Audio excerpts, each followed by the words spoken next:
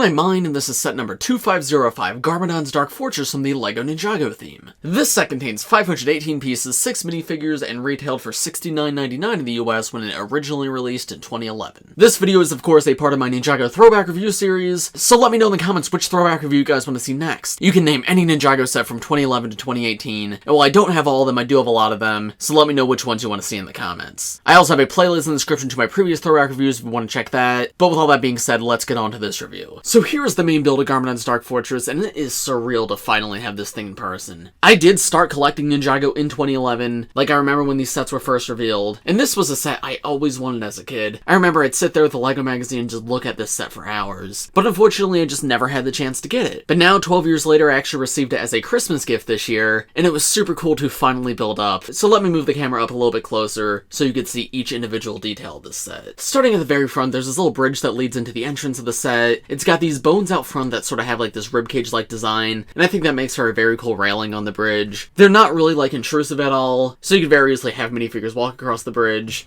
but they just have really cool vibes to them and obviously add to the overall like skeleton theme that this set has. Behind that, there's just lots of different pillars that make up the fortress, a few stickered parts of the back right here with these like castle wall pieces that have windows on them. I really love the use of the like jail cell pieces here, because despite this part of the build not being a jail cell, it just adds that like very spooky evil vibe. And there's a very similar thing on the other side, once again jail bars, the gray pillars with the touches of purple, and then the stickered castle wall at the very end. I do have to say I really love the use of purple in this build because it's used very infrequently, where there's just enough of it where it just provides a nice little accent, but it's not overbearing by any means. Like gray, black, and white are definitely the main colors of this build, but the little touches of purple help really make this stand out and give this set a really unique vibe. You can see at the very end of the bridge though there's this rounded opening, and that's how you can actually get into the interior. So then if we turn the fortress around, there's what the actual interior looks like. Now this is something that I really love, and it's something I feel like modern LEGO sets are really missing, because this interior is really open and empty. It's just a ton of studs. There's a few little bits of detail, right? There's these crates on the side. Each of them hold a bone axe, which can be given to one of the villain minifigures to hold. There's a little table off in the corner, which has a golden chalice, a frying pan, and then some little red bottle. And then on the opposite side there actually is a little jail cell, which has room to store a minifigure or two.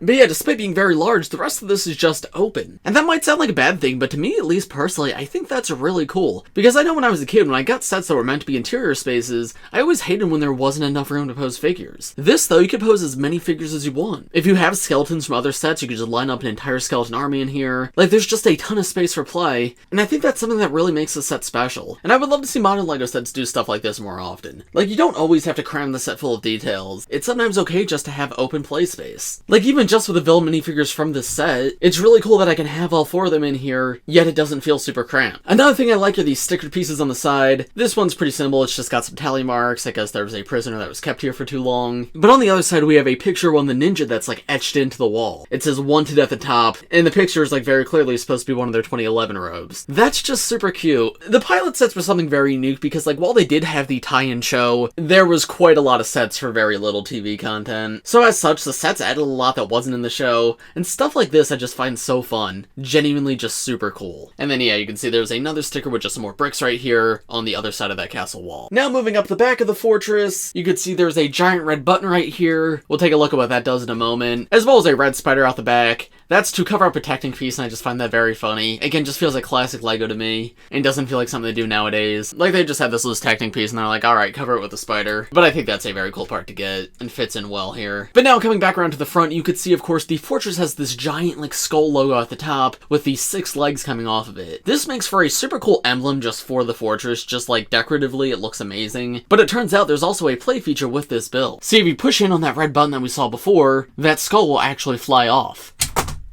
It lands on the ground like this, and now it's actually one of these spiders that we saw in the show. You can see the bottom of it's actually now a little spider face, with 4 eyes and little teeth coming down, and the skull face that we saw is just a design for the back of its body. I think this is genuinely a lot of fun. It works really well just as like a big buildable creature for the ninja to fight, but also looks fantastic just decoratively on the set. Such a creative and fun play feature, and I love how big it is too. It's not like a tiny thing that they threw in last minute. No, it's a major part of the build, and I think that is genuinely a lot of fun. These leg pieces are super unique too. I think this is personally my first time getting them, but it looks like they were used in like CCBS sets in the past. But yeah, the spider just has such a cool and creepy design, and I just love everything surrounding it. With the spider removed though, here you can see how it actually connects to the set. When you push in on that red button in the back, this like rounded build at the front pushes out, and that's what pushes the spider off. And the spider itself doesn't actually connect to the build in any way, rather it just has one of these red ball pieces right here, which just sort of rests in this technical. So if you got this on display, like, it's not going to fall off or anything, but it is something to be aware of if you're planning on like picking this up and moving it around. But yeah, you push in on that red button at the back,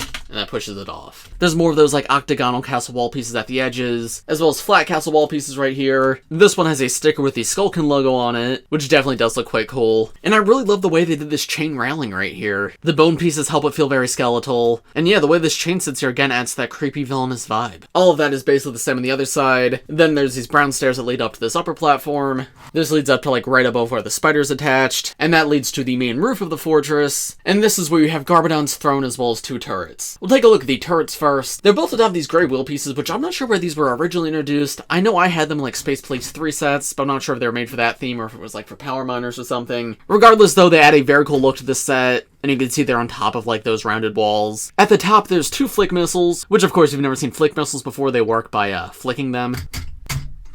There we go. And the design of the flick missiles in this case just has a classic LEGO skeleton face on it, with a purple stud on top of that. That's very cute and goofy. Again, feels very much like classic LEGO to me. I absolutely love it. There's a total of 4 of those flick missiles in this set, across 2 different turrets. And you can see there's also quite a few studs inside, so if you want to attach a minifigure in there to actually control the turrets, you are able to do that. And then finally, coming to Garmadon's throne in the center, it's got like these arch pieces coming up to make it the main centerpiece of this build, being the tallest thing here. Just such a cool look with like the fire coming out the sides. The fire really pops here because trans orange really isn't used in many other places in the build. There's 2 small torches, but that's about it. So that really makes it stand out. And you can see Garmadon's throne uses entirely the secondary colors of this build, being the white and the purple, which again does a great job of standing out. Helps contrast the throne with the rest of the build. It's got like 4 legs coming down too, and the back of the seat can be arched a little bit if you want to.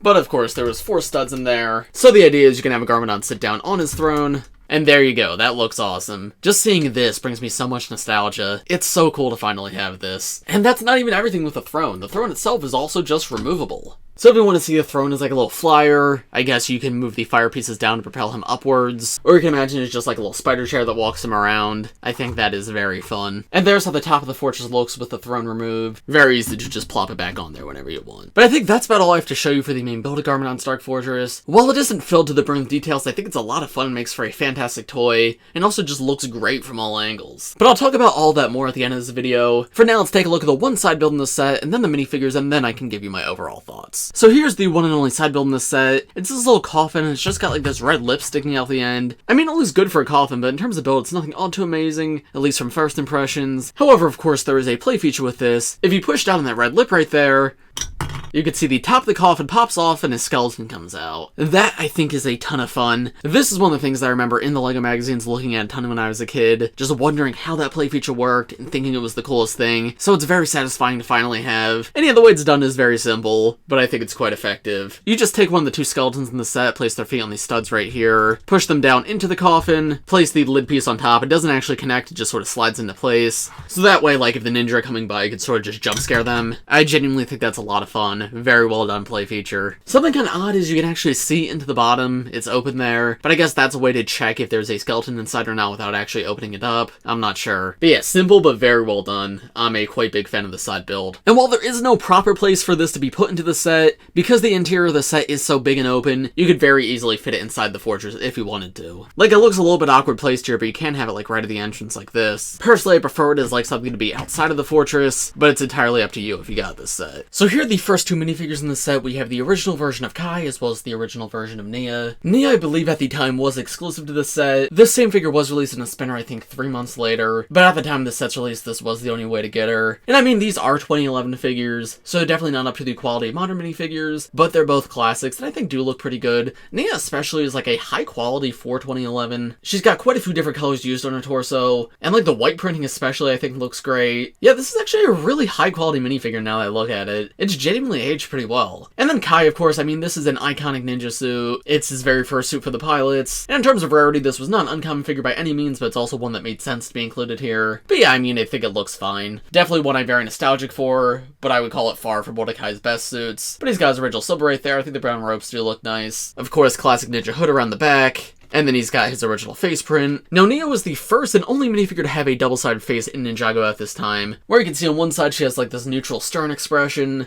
while on the other side she has sort of like a ninja mask on. I don't believe she ever wore this mask in the show to my knowledge, but it did help make this figure very unique. I guess this was sort of like a half mask before the half mask pieces were introduced. But yeah, two very solid minifigures all around. Nya especially, I feel like I haven't appreciated this minifigure enough. This is genuinely a quite good one. But now moving to the villains, here are the first two in this set. We have Garmadon and Samukai. The original version of Garmadon's really interesting, because like this was the big bad back in the day for Ninjago, but looking back, he was one of the most simple minifigures in the entire line. His helmet was cool. I believe this was another classic ninja helmet, however recolored in silver, and I do think that looks really good. The bone at the top too is a fun touch, and I always loved his accessory with like the lightning coming out the top of his staff, just super spooky and cool. But his torso design is very simple, just like the silver ribs, and then the purple belt at the bottom. And then his face print, I don't know, I was never the biggest fan of, just because I feel like it's hard to see. Not sure how the camera's gonna pick it up, but especially in person, they use like metallic silver for his face design, like including his eyebrows and his cheeks, and then metallic red for his eyes, and as such, they just really don't pop. The more modern Garmadon figures use matte colors instead of metallic colors, and I think those definitely look a lot better, because yeah, well this guy definitely does look creepy and evil. I don't know, a lot of times it's just hard to see his face, so I definitely prefer the modern way that they do Garmadon to this. However, this was still a lot of fun for the time. Taking his helmet off there, you can see his full face print, or I guess you could try to see his full face print, and then turning him around, of course, it's 2011, so no alternate face, no back torso print. Very unlike anything we get today. And then Samukai. Samukai is one of the coolest Ninjago minifigures of all time, and also one of the most valuable Ninjago minifigures of all time. I forget how much this guy goes for nowadays, but it is a lot. He only came in 2 sets, and again, just like Nya, at the time of this set's release, he was also exclusive to the set. However, he later came in the more expensive Fire Temple, but he never had a spinner like Nya did to get him for cheap. But yeah, this is just such a cool design. He was our first four-armed Ninjago villain, and they use like this really cool like back attachment piece, where he's got like this giant spine coming down his back, and these two arms that attach at the top, and then the lower jaw is like a part of that back attachment, but the upper jaw is a separate piece, so you could actually hinge his mouth open if you wanted to, and that way you can get a ton of personality out of him. Each arm, of course, is able to be individually articulated, and he comes with 3 of the 4 golden weapons in this set. The only one he's missing is the Sword of Fire. Removing those, though, there's a better look at that minifigure design. Just super cool all around, like genuinely still holds up amazing. Taking those weapons off, though, there's a better look at the full figure. This is my original Samukai from 2011, because the listing I got for Garmadon's Dark Fortress did not come with a new Samukai, otherwise it would have cost like twice the price. So you can see he is like a bit beat up in a few places, because this is the same figure I played with as a kid. But yeah, he still looks quite cool, and he definitely looked even cooler when he was like fresh out of the box. But yeah, I just love this guy. He's the perfect mixture of like creepy while also being really fun and funny, and he's definitely one of the most expressive Ninjago figures, because he can also turn like the entire upper torso too, ever so slightly. Like there, now he's looking off towards this direction, and now he's looking at the other direction despite the torso being in the same place. Removing that upper arm attachment though, he's just got a standard Skulkin body. It is the Fire Skulkin design used for Frack Jaw, but that upper attachment's just so cool you can hardly even notice it just reuses this piece. Yeah, this guy holds up as one of the coolest Ninjago minifigures of all time. It's really a shame they never remade him, because I would love to get more copies of him. And then the final 2 minifigures in the set, we have 2 just generic skeletons. We have Chopov and Bonezai. Now the 2011 skeletons had like 3 different versions. There was the base skeletons, which are these guys. Then there was these guys but with armor, and then every skeleton except for Bonezai also had a hat that they would sometimes have. So Chopov was supposed to have gray armor and a biker helmet, and Bonezai is just supposed to have white armor. However, these are the incomplete versions of them in this set, which do come in other sets too. Like there's other sets that don't come with the armor and everything, but it would have been cooler to get the full versions of them here. However, I think the reason they're so simple is so that they could fit into the coffin easier, so I guess that's okay. I don't know, I don't mind having like a variety in the types of skeletons that I have, but yeah, it definitely would have been a lot cooler if they were the complete versions. Still though, there's a quite different personality between these two. Chopov is the earth skeleton, so he's got gray on his belt, while Bonezai is the ice skeleton, he's got white. Which, if you guys don't know what I mean by that, this wasn't present in the show, but in the spinner game, each of the skeletons did have their own element. And then I like the expressions of both of them too. Bonezai just has like this really goofy face, Both of his eyes are just like knocked out of place, while Chopov is like more stern and serious. And then turning them around, there's not much else to them. Oh, they also have these sculpted feet with like little boots on them. I always thought those were a lot of fun and made them able to be like used on the spinners and whatnot. So yeah, I think these guys are fine inclusions. Definitely the least interesting minifigures in the set, but I like that you do get so many bad guys here. You get the 2 main ones as well as 2 just like army buildable ones. I think the minifigure selection of this set is pretty good. But overall, what are my thoughts on this set? Well, if you can't tell, I absolutely adore this set. This is probably one of my favorite sets of all time. Something I always wanted as a kid, and now finally having it in person, it did not disappoint. I'm very happy to have it. Now, I will say the original price for the set does seem a little bit high. $70, I don't know. I mean, it does use a lot of big pieces, and I mean a lot. Like, there's tons of huge pieces here, but only 500 pieces, 6 minifigures?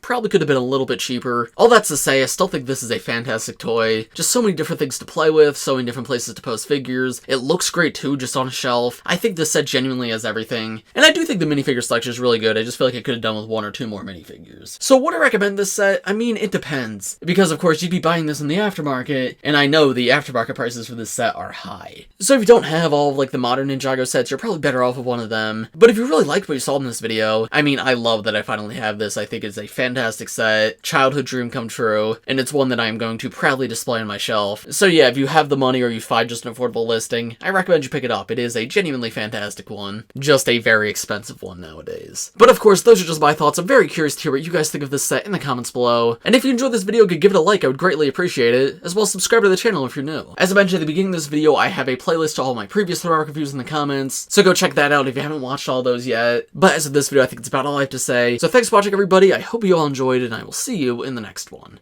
Bye!